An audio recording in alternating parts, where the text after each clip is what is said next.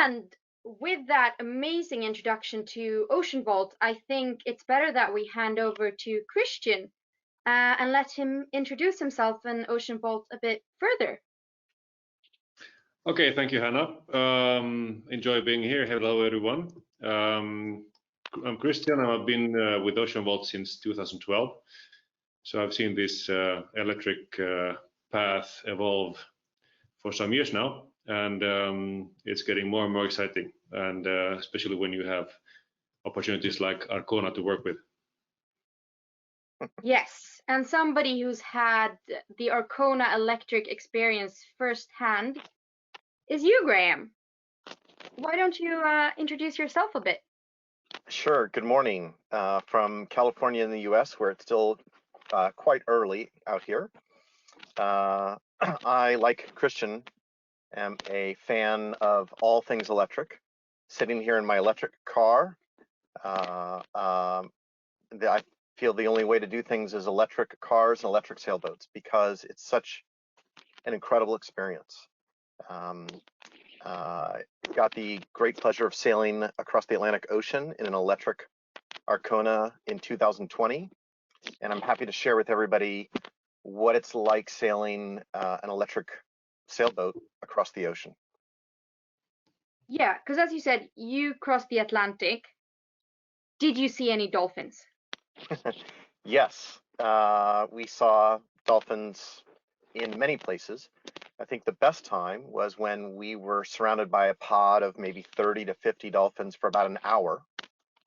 And they were, during that hour, anywhere from 1 meter to 10 meters away from our boat at the farthest. And it felt very much like they knew that what we were doing for our oceans was different. That's absolutely incredible. So they just saw this big, beautiful white dolphin going electric across. So continuing on that. They may have just liked the speed of an Arcona sailboat. Who knows? I mean, if you could match the dolphins, it must have been pretty quick. So what is it like sailing on an electric yacht? Did you have to change your sort of approach compared to having a traditional yacht with a traditional engine, I should say? So yes, and I think you're right to change your words to traditional engine, because I think sailing across the ocean in an electric sailboat is in the tradition of sailing. I think the diesel engine has taken us away from the tradition of sailing. I think we need to remember that we all buy sailboats to be sailors, not diesel mechanics. And so, yes, I had to reorient myself as a sailor, not a diesel mechanic. And I had to think about when the winds dropped, like a racer, relying on the winds, not saying, oh, okay, now it's time to turn on the engine. We had the range, but not to do that all the time. And so it did make me focus on being both patient and better at light wind sail trim. And at first it was frustrating because any change is, but after I got through that, it was, wow, this is why we sail. We don't sail to have the diesel engine on half the time and sail half the time. We have sailboats to sail. And I felt that I was given this gift of becoming a sailor again through the electric propulsion.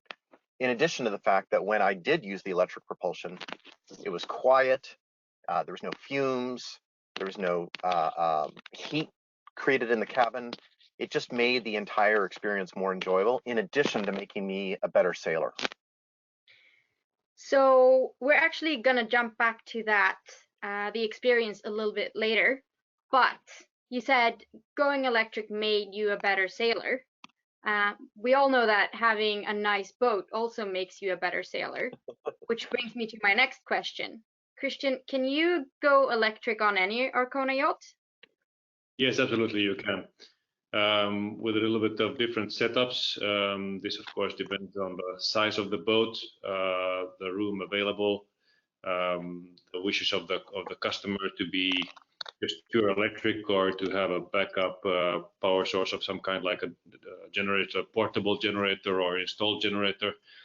The amount of comfort you want to have on board, if you want to live like in your flat or at home where you have everything electric, including your stoves and stuff, or if you're more going in for the lightweight, more like a sail racer like Graham and myself. Yes, for sure, there are the systems are available for all the sizes, and even bigger coming ones if Arcona chooses to launch one. Excellent. But I do have to ask, because I think this is something a lot of people sort of hesitant to go electric will ask you. How does it affect range, and will there be more maintenance? Because Graham, you said you don't go electric to become a sailor, to be a diesel mechanic. Stumbling on my words here. Well, is this directed to me now, maybe? Yes. The question. I'd say that the range is, first of all, something quite dynamic. When you start talking about it, it's not a static mileage, unless you really have no wind at all and you have to get from A to B in a certain time. Then we really talk about static range. Of course, if you go pure electric, it's like an electric car. You have to just monitor the capacity you have left in the car and plan the routing a little bit more. But then again, if you have any apparent wind at all, very low speed wind, like 2 meters per second or something, you can use this to actually sail longer if you just push a little bit with the electric motor without any noise, and use a little bit of that capacity to have a nice cruising sailing speed again. So, and then again, if we choose to talk about a hybrid system or backup generator system, then we talk about then the fuel in the tank is again the limiting factor for the range. So so it's a pretty broad subject, but you have all the information about how much capacity you have left, how much you can go at the chosen speed. So the planning tools are there for you to have a safe journey at all times. Mm-hmm. We sort of circle back to Graham's thinking that it's more about which approach you take and how you plan your trip, perhaps. So I think there's two ways to think about electric range. The first is if you are a pure electric boat, as Christian was talking about, and it's not a set range. So for example, crossing the ocean, we had we were becalmed coming out of the Canary Islands, and we used our electric motor for a few hours or half a day to get out of that becalmed area. That brought our battery bank down, and then when we got the winds back, we hydro regenerated energy back into the battery bank, so that by the time we got, and we were using the motor at other times across the ocean, but we pulled into Bermuda with somewhere around 60% on our battery, even though we had gotten down to, say, 30% coming out of the Canary Islands. So as Christian said, you have to think about range as dynamic in an electric boat. You motor, you decrease your range. You sail and hydro regenerate, you increase your range. It's not static, as Christian said. The other way you can approach it is to have a power source on board, such as a diesel generator, and that then gives you a fuel-based backup reserve energy source to your electric propulsion system that gives you as much range or more as a diesel engine. Well, I mean, that sounds great. And I imagine it almost becomes like a competition, like how fast can we go and how fast can we charge and how much better can we push this boat in performance-wise. But and Hanna, that's why an Arcona is so important.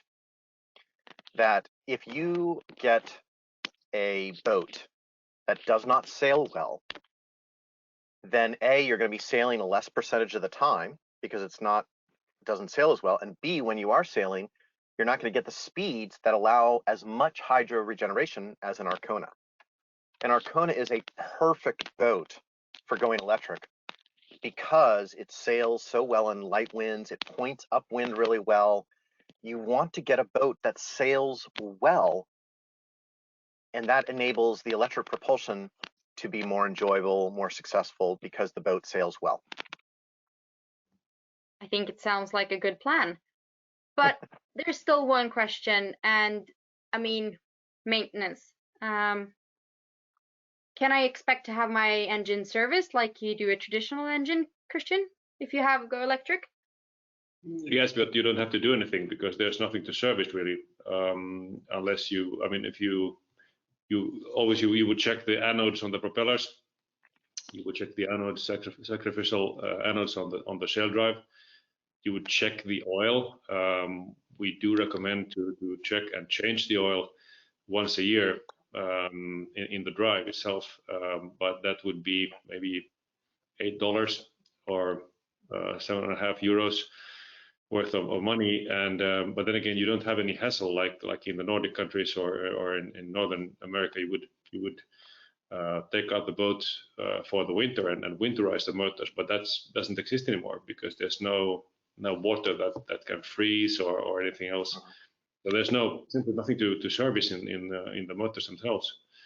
Of course, you have to take care of the batteries. So service charging of batteries is very, very important, like in an electric car again. But servicing as such comes down to maybe if you would have a backup generator installed, the servicing of this unit is what is more than a periodic maintenance issue. Yep. So I think some common sense and actually less maintenance. yes. Oh, yeah. Perfect. Two things. One, Oceanvolt can remotely connect to the system and diagnose and address many of the issues that come up through their remote support. Again, that's very different than a diesel engine. And two, anybody who owns an electric car, you ask them what maintenance they've done on the electric car, they'll say, I've changed the windshield wiper fluid. And I think people need to understand that it's similar with electric motors in boats, that there is less maintenance and less depreciation of an electric motor. And it's in addition to it being a great experience. Okay, well, I mean, you've sort of sold me on this, but I'm going to have to play devil's advocate here. What adaptations boat-wise would you recommend for people going electric? Say that you already have an Arcona, but you want to upgrade to electric, or you have any other boat, we won't mention names, but you want to go electric. What adaptations would you sort of have to think about? Christian? Well, if we take the refitting as a first option, so you have an old Arcona or any other boat and you would like to go electric, the motors and attachment flanges are made so that you can actually put them directly into the existing motor beds. You might do a bit of lamination. You would rip out a diesel tank. You would make it cozy and a nice floor, wooden floor in the motor room, because you can use that as a space for anything else. So that depends on how much you want to do, and obviously you get rid of all the diesel fumes and stuff. So there's lots of upsides there. Normally, I mean, the installation like this is quite easy. We reckon something like between 35 and 45 hours of work once the diesel motor is out, and but obviously depending on how much you want to do on the boat. Then if we to go for a new installation, it's actually quite much easier to do the electric motor installations, because you could, well, first of all, it sits in the same place as the diesel motor, or it can be moved if you want to change the interior of the boat. We don't have to have the motor exactly in the same spot as a diesel necessarily. The placement of the batteries is basically up to the boat design. So there's quite little limitations in that, and the rest is well, communication cabling. We don't have any hard wires going anywhere. It's just CAN bus cables which powers up the system. So it's in the end, it's well, for any new installation, for any first installation, you always have a lot to think about before you get used to it. But after this, it's really a fast job to do. That sounds good. So Graham, once you've then installed your new electric motor or gotten your boat with electric propulsion, what sort of experience can you expect on board? You mentioned it a little bit earlier, but Sure. So one of the interesting things is anytime you bring somebody on board your boat that's electric and you pull out of the slip, people say, wow, this is quiet. And you're having a conversation as you're motoring out of the marina, and people say, usually, you know, we're talking over the diesel engine. This is, I feel this is different.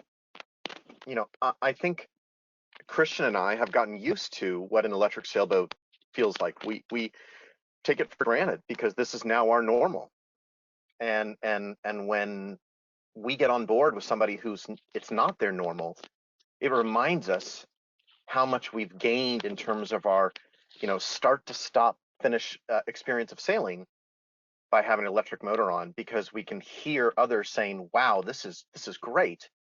And it reminds us each time that yes, we are so fortunate that we have this experience of from when you leave the dock to when you return to the dock, of quiet connection with nature and the winds, because you don't have this all clouded over by the noise and fumes of a diesel engine.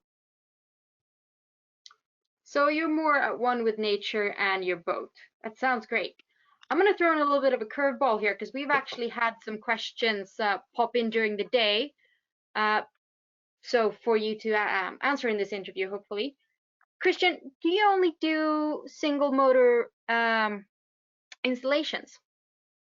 Oh no, we do even quattro installations depending on the size of the boat. So we've what we see today is a limitation in boat size approximately at 70 feet.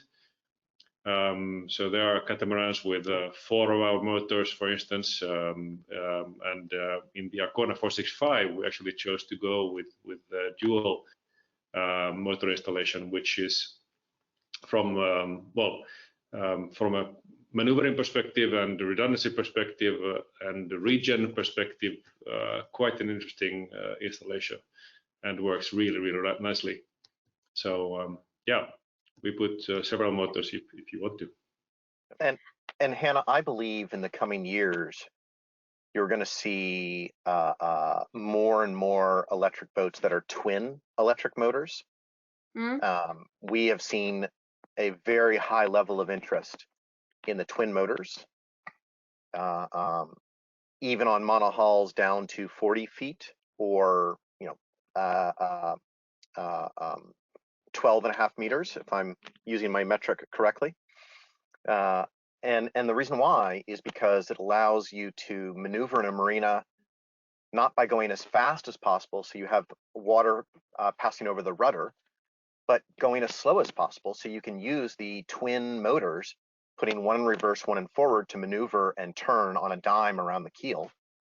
And then secondly, sort of like you would on a powerboat with it's double. exactly right, except it's even better because a powerboat doesn't have the keel to turn on.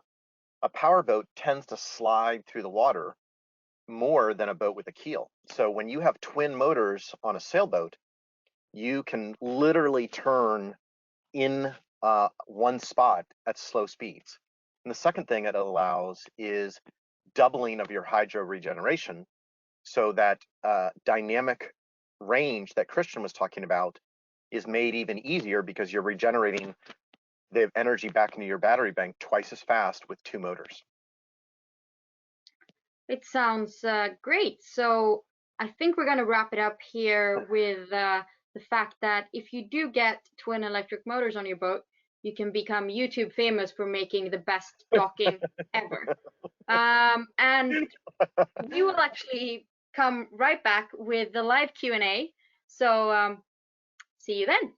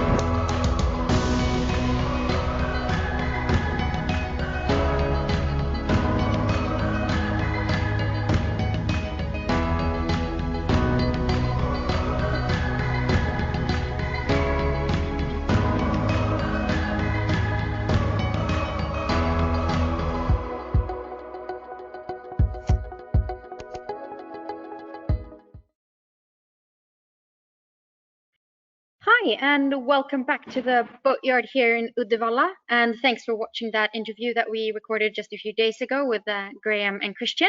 And I'm joined again by Christian. Hi, nice to see you again. Hello, Hanna. Hi, nice to be back. And the audio is working first try. Yes. Christian, that video or that interview that we did inspired a lot of people. We've got so many questions for you. But first off, that Arcona 380Z, that's your boat, right? It happens to be, yes. It happens to be. So I'm a very happy owner of a 380 since 2015 already. And as you could see, there were some extra solar gadgets on that boat, which cannot be seen on other boats yet. So we've been testing, well, everything when it comes to solar power. I guess if anybody should try it, it should be you. And she sails well? Beautifully, just beautifully, absolutely fine. I'm so happy to hear that. But we have so many questions. I'm gonna start right off. Okay. We did have a question about retrofitting Oceanvolt into an existing Arcona. We did actually answer that just now, so we're gonna skip that. But next question is, what is the standard battery capacity for an Arcona installation? Oh, that depends on the size of the boat, obviously. We have sort of standardized, well, most of what we've done lately has been a 30 kilowatt hour battery pack, which is the maximum that we can do for these small motors. And so it would vary between 15 and 30 kilowatt hours in battery capacity. Depending on the size of your boat, sort of. Depending on the size of the, yes, because there's a limit to what you can build in a 345. And then again, in the bigger ones, we don't have that type of limits at all. So here we can go max. Okay. Thank you. Simon asks, how fast do you have to be going to generate electricity from your propellers? So the hydrogen regeneration. And what is the weight saving compared to an engine and full tank of fuel? Okay, we start with weight saving. If we compare the 380, we have a couple of 380s electric, and here the net saving is 130 kilograms, and that's before you even take out the diesel tank. So it's sailing. She's sailing lighter. And then about the sailing speed for regen, depends on what technology we are using. But if we are using a normal 3-blade Gori propeller, for instance, we need around 5 knots of boat speed and up. before it actually starts giving something well, some good electricity.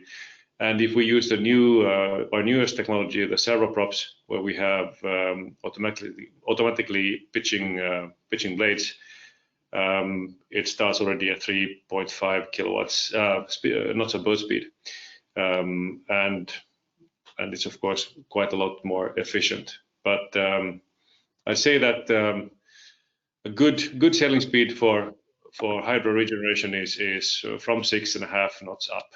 Yeah. So it sort of circles back to what we discussed in the interview.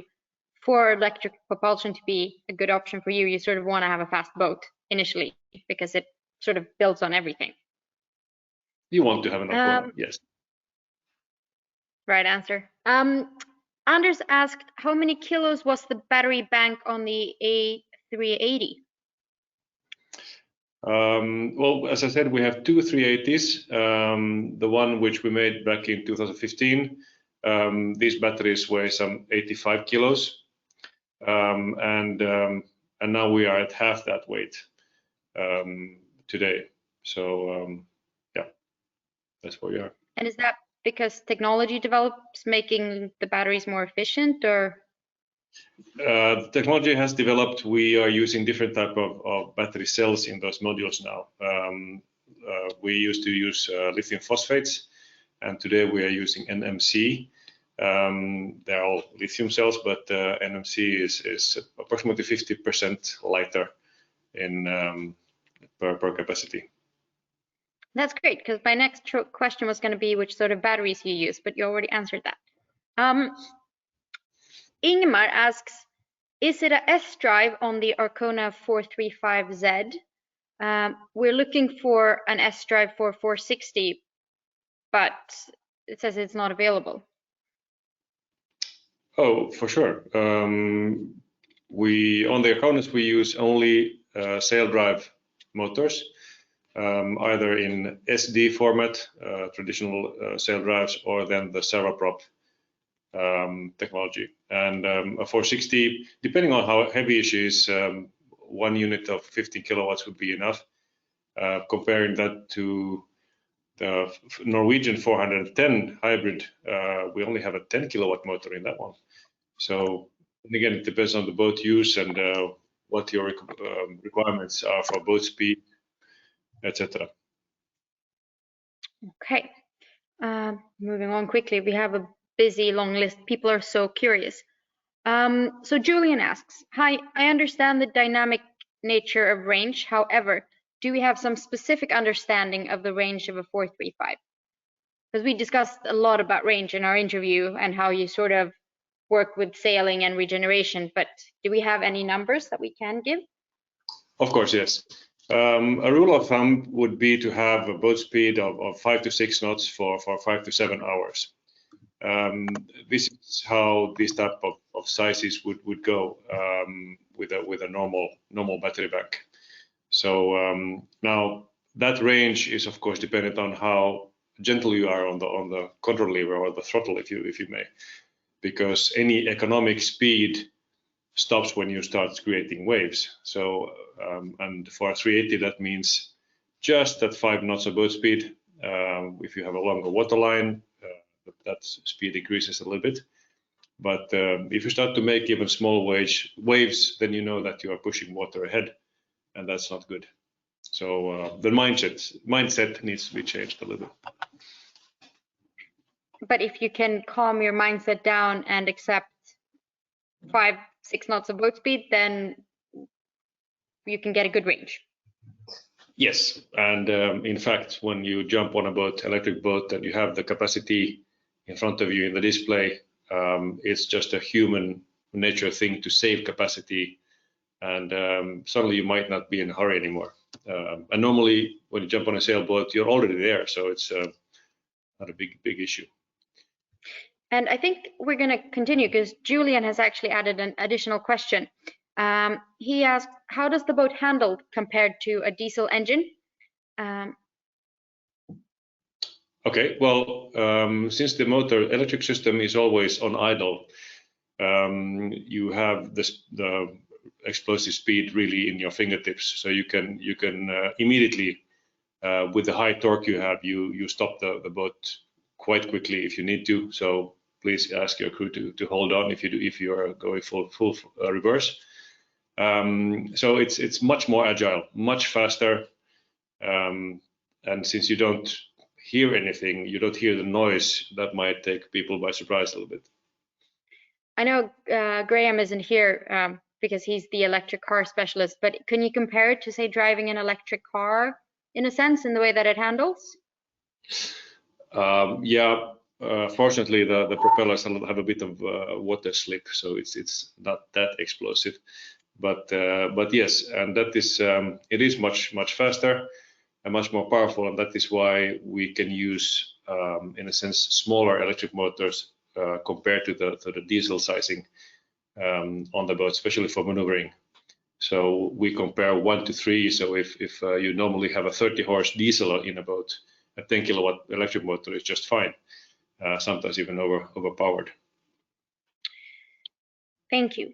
So Fabio from Japan, so we actually have somebody watching with us from Japan, is asking, so if you plan to travel pure electrical, the boat becomes very important, like the actual physical boat.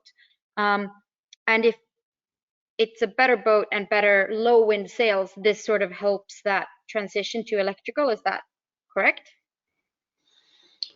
Low wind sails. Didn't really get that idea now. Could you rephrase that, please? If he says if you have a better boat and better sails for lesser amounts of wind, so for light winds, that will help you out if you have an electrical boat. If you have a high performance boat that performs well in light winds, you will benefit. Yeah, I think that's what he's asking. Yeah, obviously, it would help. Yes. Yes. So we have Charlie, who's just joined us, so we might have to answer a question again. Can you do twin motors on a 435? You could, yes, because the motors themselves are quite flat, in if you like, so they don't take up much space. It's more a question of what is feasible when it comes to all the rest of the stuff which is in the boat. In the Arconas, normally the water heater is where the motor would be. The domestic batteries would also be on the other side again. So it's a bit of adjusting stuff. We had a question earlier about the putting dual motor on 380, and that's already I'd say we are at the limit when it comes to space. But for the 435, for sure, that works nicely. Good, Charlie. I hope you got your question answered. And then we got a question. I can't say name, but can you communicate with the boat remotely to check the batteries?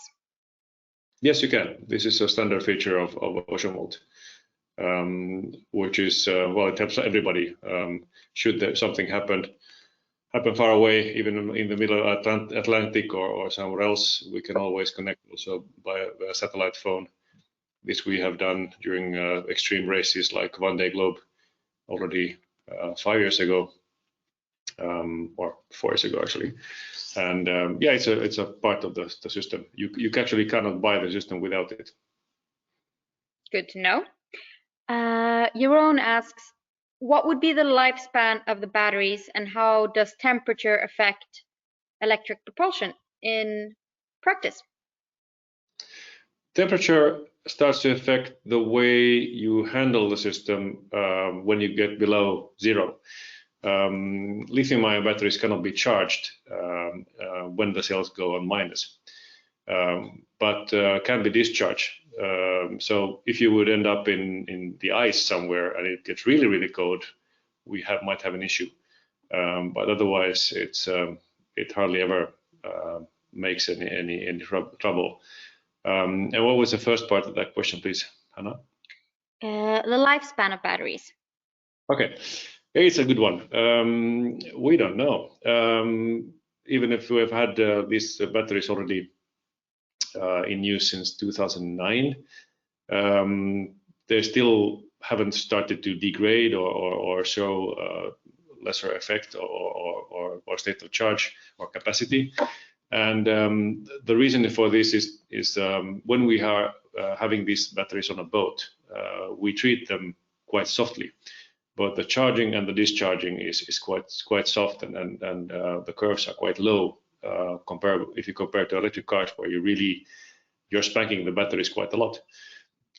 So you are actually stressing the cells in a way quite a different way on a boat. Partly also because you want to have the extra safety. As I said before, it's kind of a human nature to just save the battery pack as much as possible. So if you are treating the batteries correctly, you are service charging them when you put the boat away for the winter. You top charge them, and you do the same just before you put it in water. You'll be looking at, well, at least, I don't know, 12, 13. We don't know what happens after 15 years because we haven't seen it yet. So yeah. So we'll get back to you in 15 years. Well, the technology is going to evolve so much, so you might want to have more capacity anyway at the time. This is true. Joris asked, can you share a little on how space is used for a hybrid setup with electric motors and a generator on a boat like the 410, including weight and fuel storage impact? Yes, on the 410, the generator is in the motor room, and everything else is the same on the boat. So the generator actually takes only the space from the diesel motor itself, and I think we saved something like 50 kilos net in the end. Okay. Henrik Torgersen, he wanted to have a fair battery bank, fair size of diesel tank, and but then again, he when we experienced the fuel saving was up to 95% compared to his diesel on the same boat or the same size boat. We realized that okay, this diesel tank can be a lot smaller. And you don't want to have diesel sitting for a long time in tanks anyway, because it gets spoiled. So normally I'd say that a net weight saving on a 410 size boat should be something like maybe between 550 and 100 kilos metric. Yeah. Okay, Joris, I hope that answered your question. Charlie's having a lot of questions today. Asks if you can put an induction stove, I guess, so that you don't need to have a gas cylinder at all. Yes, this is quite common for people that want to go around the world, for which our system is quite well suitable. The electric propulsion system is not only the motor itself; it's a complete power management system on the boat, which changes everything. It's quite common to have induction stoves, as it's even faster than gas. An induction stove uses a lot of starting power, but is quite efficient and fast, so you end up not using too much. It becomes an energy balance calculation in the end, so that's what we normally do for all the projects. We have a glance on the appliances on board and the usage, and then we can size up battery banks and generators accordingly. You don't have to vacuum clean and iron your shirt at the same time, so you can choose a little bit here. And but it's an energy balance question. I thought the benefit of going on a boat was that you didn't have to vacuum your shirt. So just stay away from the shirts and you'll be good. Okay. Anders asked, how would you do the heating in a yacht with electric propulsion system? Is it the same sort of answer? Yeah, maybe. I must admit that the first zero emission is not that zero emission, because we have an 8-liter diesel tank for the Eberspacher heater on board. The reason for this is that it actually was already installed when that boat became ours. So the heating, there are 48-volt heaters, and so you can do it all electric. and you might have a combined AC, air conditioning and heating system installed in a boat like that, or you would just keep onto a small diesel tank for the heating system if needed. Okay, thank you. Fabio asks a question regarding, we talked about the temperature of batteries before. Do you need some sort of cooling for the batteries or for the system? No, the batteries are cooled by heat exchanging with the air. So we take this into account when we install the batteries. They have to stand upright in order to have a cooling, which is enough of cooling for them. It depends on what batteries we have installed. Lithium phosphate don't really need any cooling as such. They can be quite closely installed with each other. The NMC batteries need something like 5-6 millimeters between them in order to have an air convection which takes off the heat. Okay, so no cooling system needed extra. We're also, by the way, both Juris and Anders who asked questions are thanking us for your answers, so they're getting their questions answered, which is very good. We're gonna do maybe 2 more questions before we wrap this up. Simon asks, do you need domestic batteries or does the whole boat run off one battery bank? So domestic by engine, domestic. Well, domestic battery would be the house load batteries normally. We recommend to have a buffer battery in between the 48-volt main battery bank and the electronics on board. And this is all for safety. Because should something start happening, then the batteries might have to shut down to protect themselves. And you might want to have some extra battery left for VHF, navigation, lights, what have you. So yes, you can make it so that everything comes out of one battery bank, but we do recommend to have, as said, a buffer battery as a domestic battery. But this can be a lot smaller than the traditional ones, so to speak. A rule of thumb is to start with maximum half of that. Perfect. We're going to go to the final question, so you're going to have some time to actually explain properly. Under sail, what is the capacity to replenish the range on a 435? Like, how long does it take to, I guess, replenish, hydro regenerate? Okay, we've used a 1 to 5 rule. So 1 hour of motoring needs 5 hours of sailing to get that amount back. Of course, that's quite a dynamic way of seeing it. It really depends on so much on the winds and the boat speed that you can have. But it's something that you get used to it quite quickly. And let's say that you take up the boat from the harbor and you would be going approximately an hour under motor. You might be using something like 10% of the battery capacity or less. Now this might take some 2, 3, 4 hours to recharge back if you have a good wind situation, or a bit more if it's quite calm.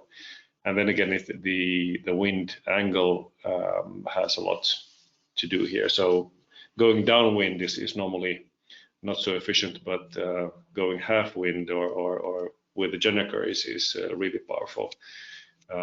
Going upwind, normally you don't do regen when tacking, but you can do that too.